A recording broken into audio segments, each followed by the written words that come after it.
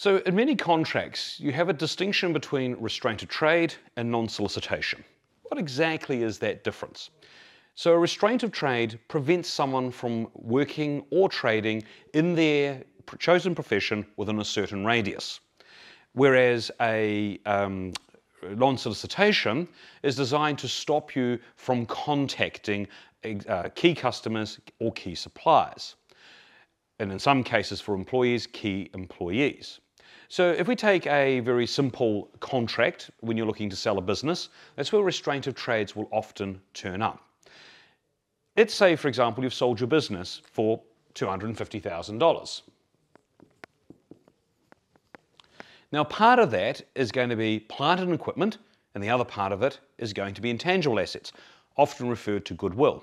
Let's say in this case, we've got 100,000 of goodwill.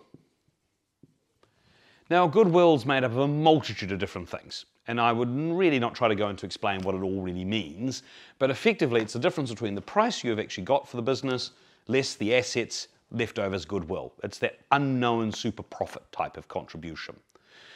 The problem is that the person buying the business wants to make sure this is the money they can make. And often when you have a business, they want to make sure that the individual business owner is not the person who's contributing to making the $100,000. So to make sure that doesn't happen, a restraint of trade is put in place. And it says you can't continue to do the same thing you did in this business for a number of years in a certain radius.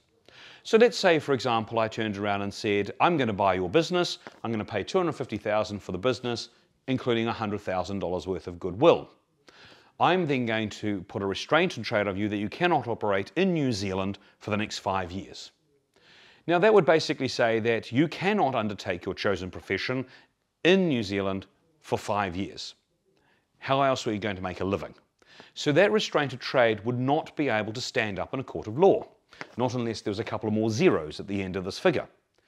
So instead what you tend to find is a restraint of trade is sufficient to stop you competing in that area, but enough time to re-establish yourself within the business and ensure that the relationships are transferred over.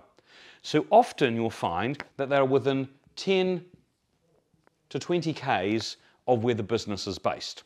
Now if it's a New Zealand-based business, that would be a little bit different because New Zealand-based would stack up. And often the time frames are within 12 months to 24 months, the old 2-year mark. The reason for that is because often goodwill is reflective of the earnings you would have made in the business, so therefore you're being compensated by capital rather than taking money out of the business. Those two categories would often stack up and be defendable, particularly if the goodwill is a significant part of the business purchase. But when you flip across to employees, it's a little bit difficult to work on this basis. Restraint of trades can still stack up for employees, but more emphasis is put on it of ensuring that they can continue in their profession. You could imagine, for example, going to, if you bought a bakery and you employed the employees on a 6-month restraint of trade in Hamilton. Therefore, they would not be able to operate as a baker, their chosen profession, for 6 months in Hamilton. That would be an undue financial pressure placed on them. So you generally will have something that you can't do it within 4 k's of their old operation for a period of 6 months. It means they can still continue in their chosen profession in Hamilton, where they live, but not within 4 k's of the business that they've left. Those types of restraint of trades will often stack up. There has to be show, though, that they have a key management approach to it.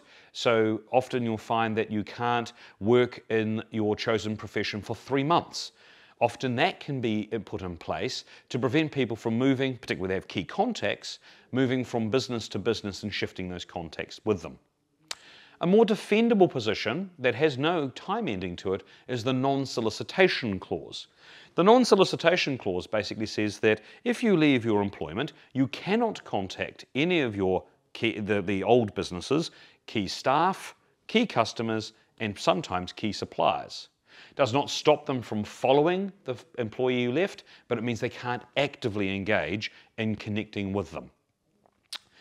So there are risks to both restraint of trade and non-solicitation agreements. It's about trying to identify what works best for your business. If you have a high degree of specialized training, often the non-solicitation is better because it gives you a longer period of time and it prevents that active engagement with your customers and clients. Whereas if you've got one where a reputation is built up, and thinking in the restaurant trade, a restraint of trade in a certain area, that demographic area that protects your business, may be more appropriate. Best thing is check out with your employment advisors to work out what's best for your contract and what's defendable based on the roles and positions.